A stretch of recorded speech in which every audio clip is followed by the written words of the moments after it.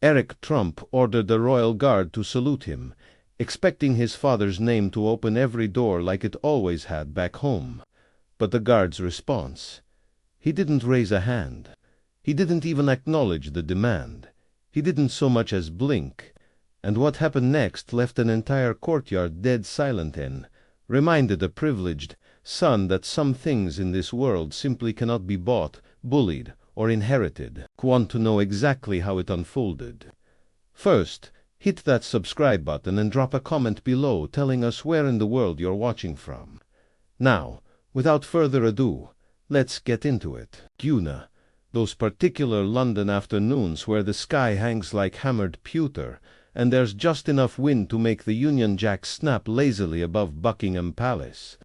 The kind of day where the air tastes faintly of rain that hasn't quite decided to fall yet, and tourists cluster 3D behind the rope barriers, phones already lifted, waiting for that first glimpse of scarlet and gold that signals the changing of the guard is about to begin.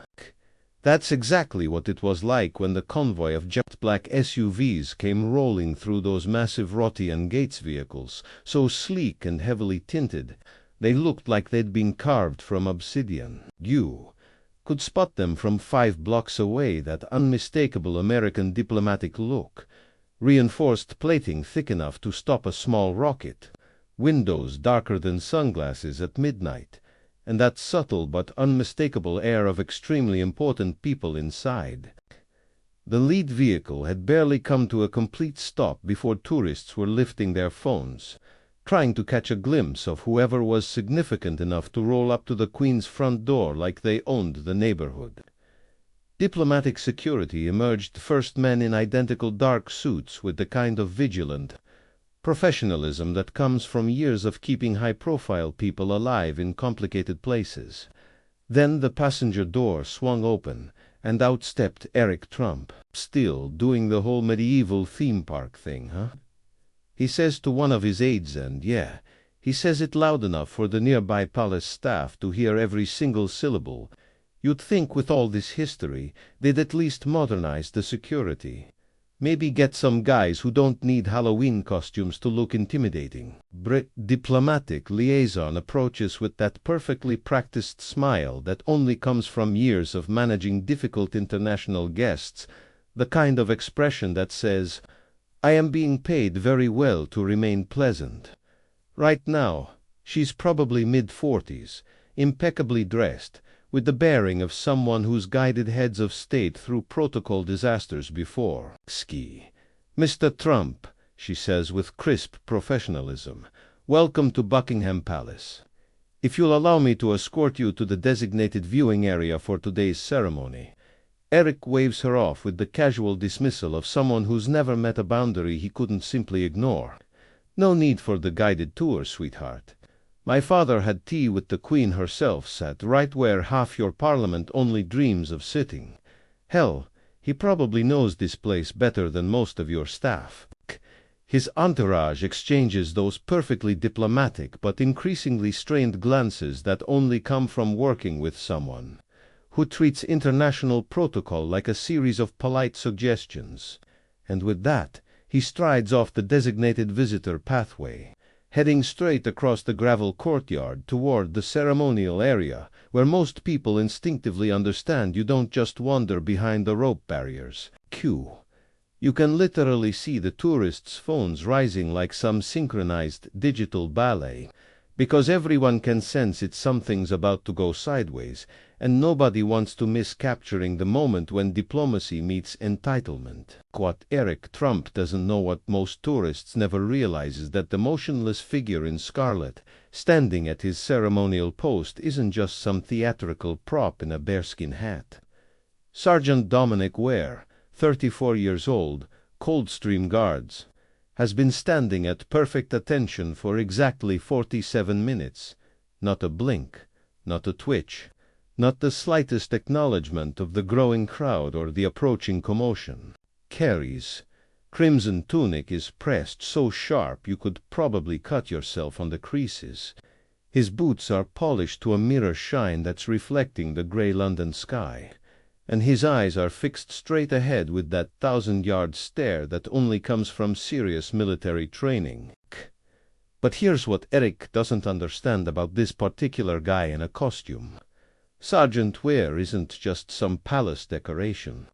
This man served 2 tours in Afghanistan as part of Operation Herrick, providing security for forward operating bases in some of the most hostile territory in Helmand Province.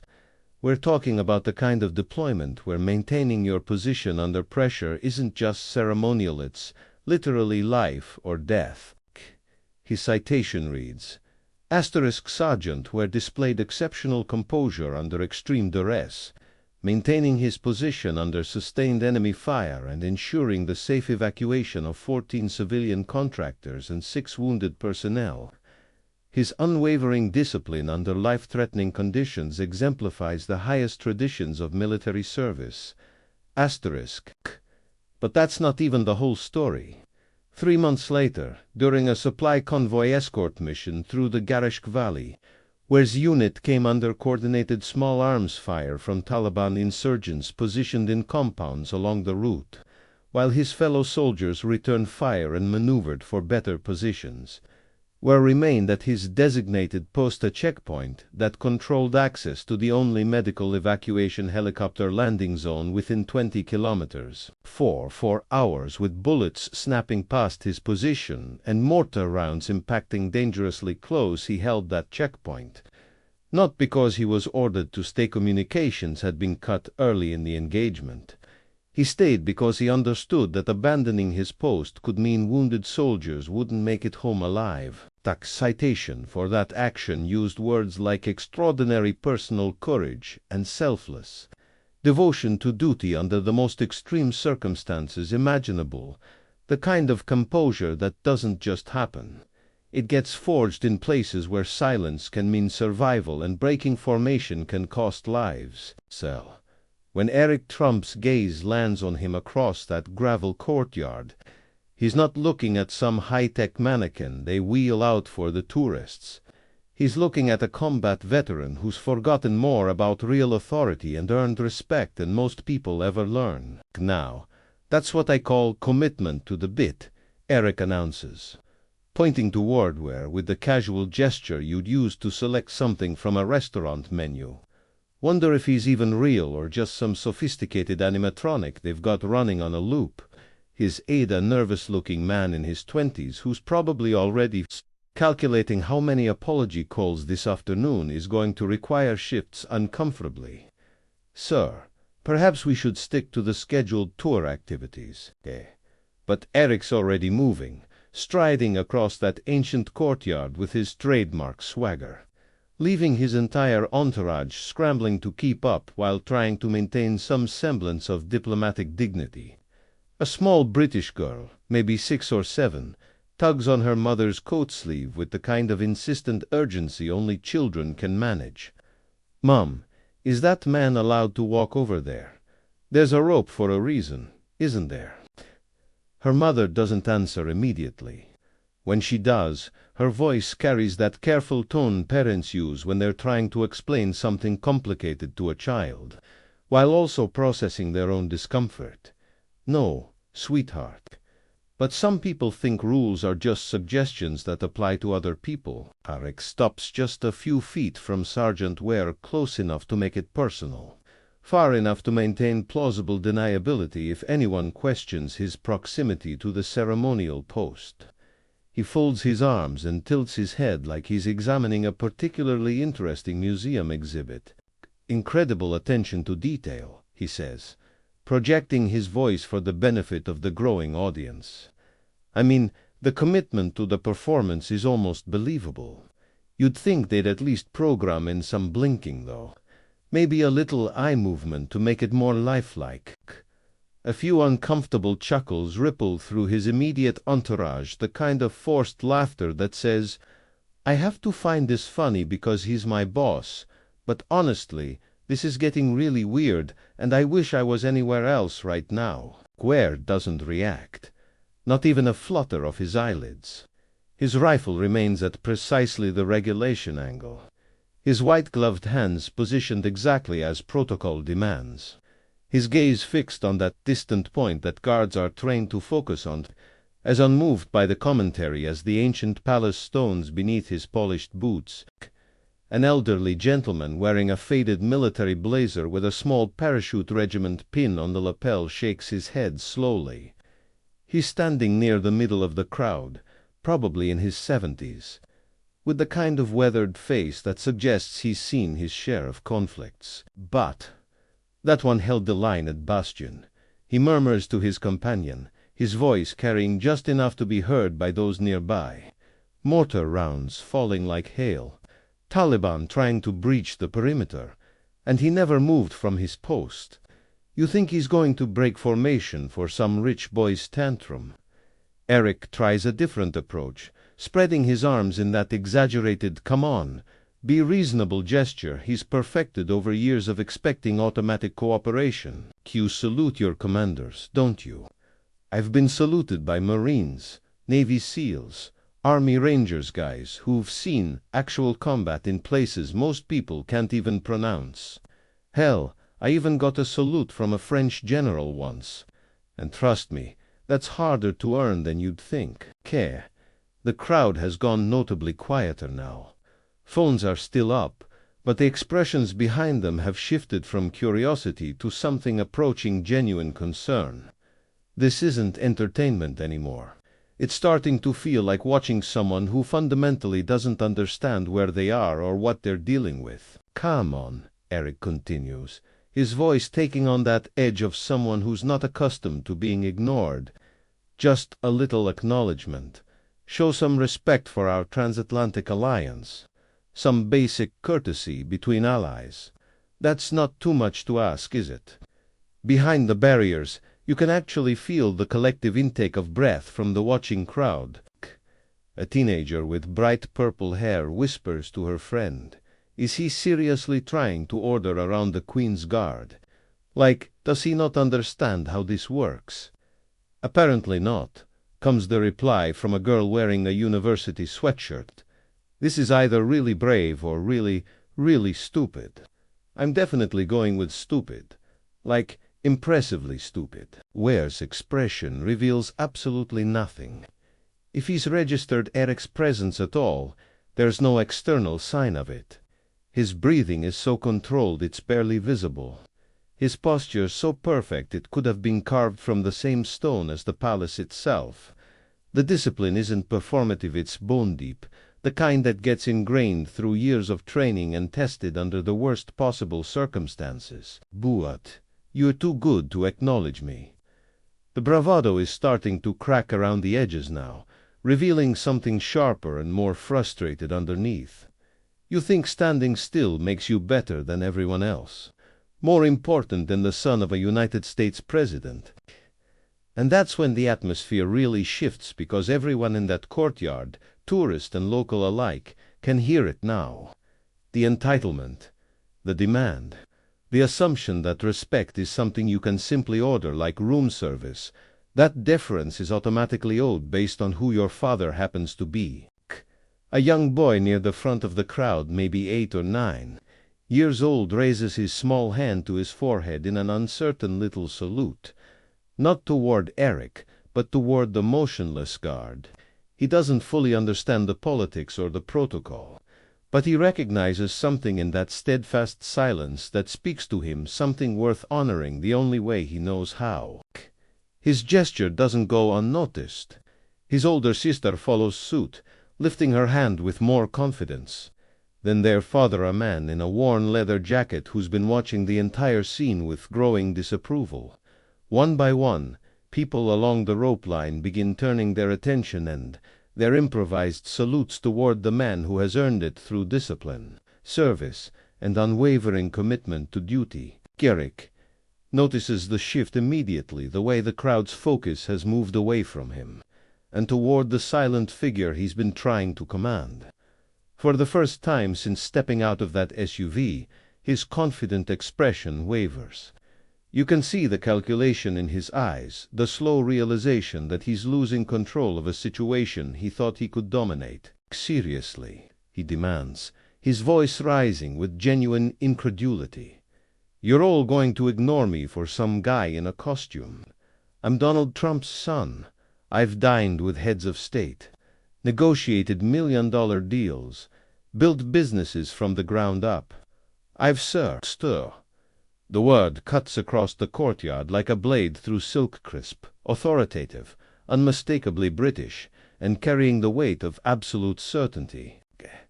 Everyone turns to see Captain Eliza Hardwick emerging from the palace side entrance, moving with that particular kind of measured urgency that suggests someone in real authority has decided things have gone quite far enough. She's not particularly tall, maybe 5'6" in her polished boots, but she carries herself with the kind of presence that makes physical height completely irrelevant.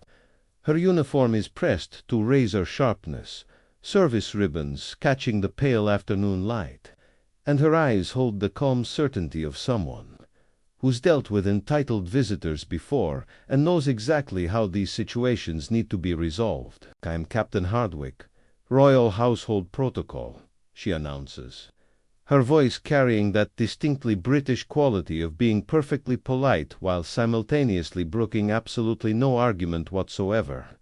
"This is a restricted ceremonial area. I must ask you to return to the designated viewing path immediately." Eric turns to face her with what he probably thinks is charming surprise, eyebrows raised in that practiced expression of innocent confusion. "Captain Hay, relax. No need to get all formal about this. I'm just trying to get a little interaction going here. Some mutual respect between allies. You know basic diplomacy." Her expression doesn't shift by even a millimeter, the kind of professional composure that comes from years of managing situations exactly like this one. Respect, sir, is demonstrated by following established protocols, not by demanding acknowledgement from soldiers who are performing their ceremonial duties. Their duty. Eric gestures toward where, with obvious frustration, his voice carrying that tone of someone explaining something he considers blindingly obvious. Their duty is to stand there and look impressive for the tourists. I'm asking for 30 seconds of actual human interaction. A simple gesture of recognition between representatives of allied nations. "Their duty," Captain Hardwick replies, her voice taking on the weight of centuries of tradition and military protocol, "is to maintain the dignity and discipline of the crowns, something they accomplish through silence and steadfast commitment, not through performance or acknowledgement of individual demands." Behind her almost, as if summoned by some invisible signaler, 2nd Coldstream Guard has quietly moved into position, not threatening, not aggressive, just present, a reminder that while one guard might appear isolated, he's never truly alone. The entire institution stands behind him. Eric glances between the two uniformed figures, clearly beginning to realize that the dynamics have shifted against him in a fundamental way. "Look, this is getting blown completely out of proportion. All I wanted was a simple salute, basic diplomatic courtesy, the kind of gesture that happens between allies every single day." "Diplomacy," Captain Hardwick says with devastating calm, each word precisely chosen and delivered with surgical precision, "doesn't involve harassing soldiers who cannot respond without breaking centuries of established protocol." The crowd has gone completely silent now. Even the usual background noise of London traffic seems muted, as if the entire city is holding its breath. Phones are being lowered, faces growing serious as people begin to understand that what they're witnessing isn't about celebrity or privilege or international relations anymore. It's about something much more fundamental, the collision between entitlement and earned authority. A small voice from the crowd, that same little girl from earlier, pipes up with the devastating clarity that only children possess. "Why doesn't he just leave the soldier alone? Mummy said soldiers have important jobs to do." Her mother's response carries across the hushed courtyard with perfect audibility. "Because he's never been told no before, sweetheart. Some people think the whole world should stop what it's doing to pay attention to them." Eric's face flushes not with embarrassment, but with the slow-burning realization that he's not just being refused, he's being dismissed by everyone present. The crowd, the officials, even the silent guard who won't dignify his demands with so much as a glance. You can see the exact moment it hits him, that dawning awareness that his usual tools aren't working here. The name-dropping, the implied connections, the expectation of automatic deference, none of it is having any effect. For someone who's spent his entire adult life having doors open before he even reaches them, the experience of encountering something truly immovable must feel like walking into a brick wall at full speed. Captain Hardwick takes a measured step forward, her voice carrying the full weight of institutional authority backed by centuries of tradition. "Sir, you have violated ceremonial protocol by entering a restricted area. You have disrupted an active military post by demanding responses that protocol forbids, and you have ignored multiple polite requests to return to the appropriate viewing area. This interaction is now concluded." She nods almost imperceptibly toward the palace security officers who have been waiting discreetly nearby. Professional and patient, they move forward not aggressively, not with any show of force, just with the quiet certainty of people who know their job and intend to do it properly. "You're having me removed." Eric's voice cracks slightly, the polished confidence finally giving way to genuine surprise mixed with indignation. "Do you have any idea who I am? Who my father is? The kind of relationships we have with your government?" Captain Hardwick's response is delivered with the precision of a master swordsman. "Yes, sir. You're a visitor who has forgotten where they are and what behavior is appropriate here. These security officers flanking Eric don't touch him. Don't apply force. Don't even speak. They simply position themselves and wait their presence, making it abundantly clear that he has exactly two choices: walk with whatever dignity he can preserve, or be escorted in a manner that preserves none of it." For a long, tension-filled moment, Eric stands frozen between his options. His gaze sweeps the courtyard, taking in the silent guards who haven't acknowledged him, the disapproving crowd that's turned against him, the uniformed officers waiting patiently for his decision. "This is ridiculous," he mutters, but the fight has gone out of his voice, completely blown out of proportion over a simple request. Finally, he straightens his tie with unnecessary emphasis and declares loud enough for everyone to hear, "This whole country is living in the past, anyway. No wonder you needed us to bail you out twice in the last century." The insult hangs in the air like smoke, but no one takes the bait. No one responds with anger or indignation. The silence that follows is more damning than any retort could have been. He turns and begins walking toward the palace gates, the security officers falling into step beside him close enough to make their point absolutely clear, far enough to preserve what's left of his dignity. His own entourage trails behind at a respectful distance, eyes carefully averted from the crowd that's watching their retreat. Behind them, Sergeant Ware remains exactly as he has throughout the entire encounter, unmoved, unshaken, unbowed. The verbal assault, the demands, the proximity of celebrity and wealth, none of it has touched him. He stands as he did before Eric arrived, and will continue standing long after the motorcade disappears into London traffic.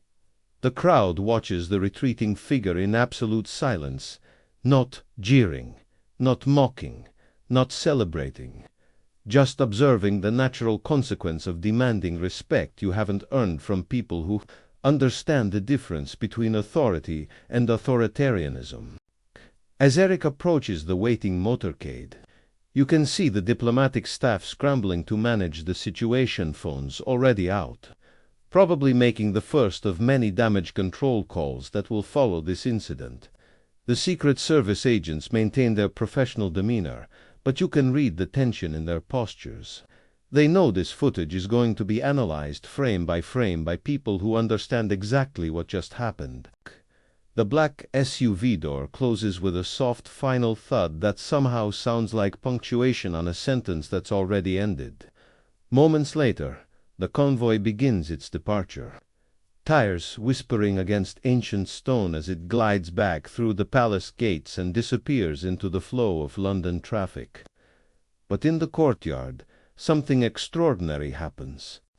That elderly veteran with the parachute regiment pin raises his weathered hand in a slow, deliberate salute, not toward the departing vehicles, but toward the guards who remained at their posts throughout the entire ordeal.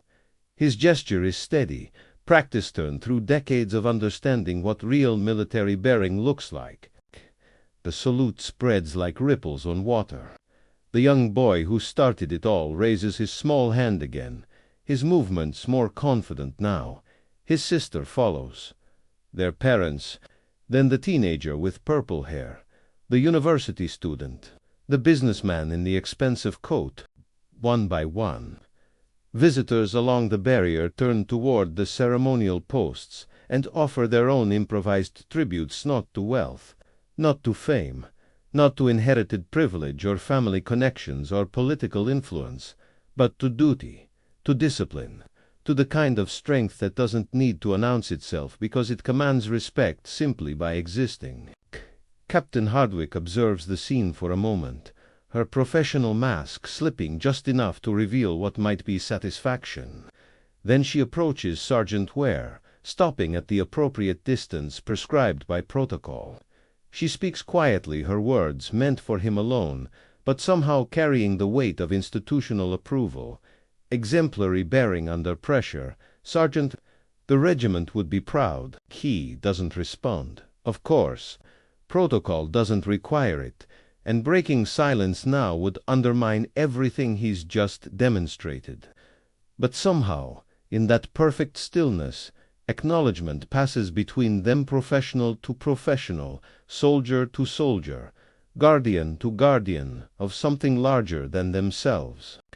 The changing of the guard ceremony continues its ancient rhythm, uninterrupted by the drama that just unfolded. Scarlet tunics move in perfect formation. Boots strike stone in measured cadence that's echoed off these walls for centuries. And the endless cycle of duty and honor continues exactly as it should. As the formal ceremony begins, the tourists who witnessed Eric's confrontation don't disperse. They remain, watching with new eyes, understanding something they hadn't grasped before about what they're seeing. This isn't just pageantry or tourist entertainment. It's the visible manifestation of principles that run deeper than politics or celebrity or family name. The guards execute their movements with mechanical precision, but everyone present now understands that the precision isn't mechanical at all. It's human discipline elevated to an art form, the result of training and tradition and personal commitment that transforms individual soldiers into something larger than themselves. A teenager filming with his phone turns to his friend, his voice subdued. "Did you see how the guard never even looked at him? Not once, Cret." "That's the whole point," comes the reply from a girl who's been watching with obvious fascination. "Some things are bigger than whoever's standing in front of you." An American woman, probably in her 50s, speaks to her husband in a voice tinged with embarrassment. "I can't believe he did that. Made us all look like entitled tourists." Her husband replies quietly, "He made himself look entitled. The rest of us just learned something about what real strength looks like." And that's the truth that settles over the courtyard as the ceremony continues. Eric Trump arrived expecting deference based on his name, his connections, his assumption that privilege translates automatically into respect. Instead, he encountered something he'd probably never faced before: absolute indifference to everything he thought made him important. Not hostile indifference, not angry rejection. Just the complete absence of acknowledgement that his demands deserved any response at all. The guards continue their duties. The tourists continue watching.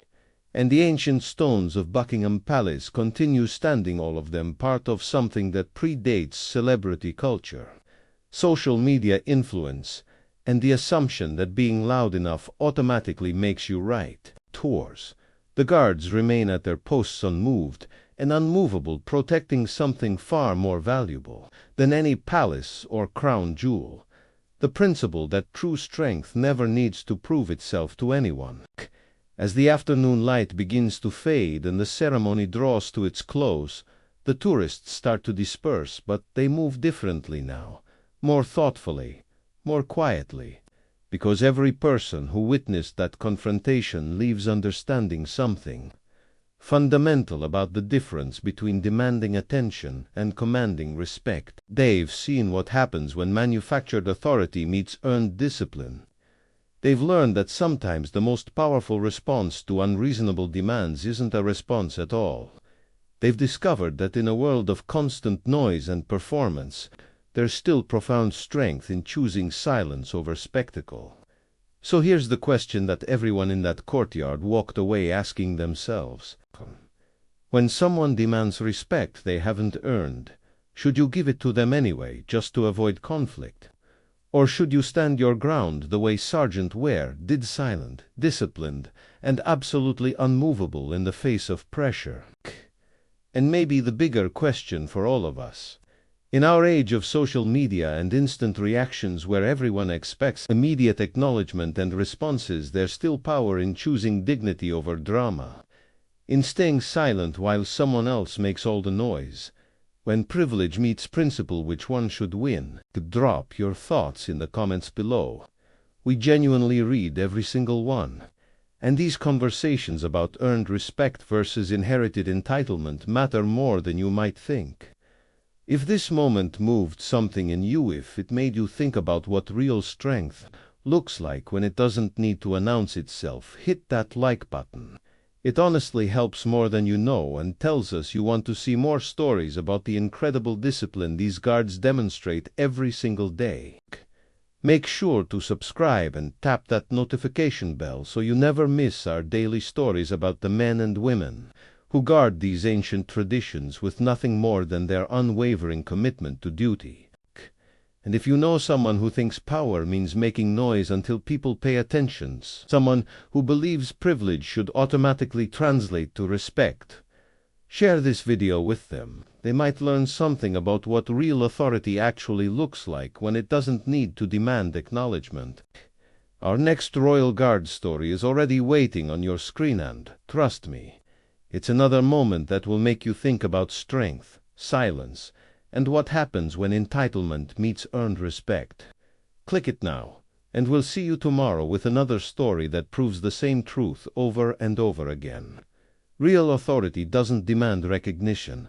It simply stands. And when it does, even the loudest, most privileged voices in the world discover they have nothing left to say.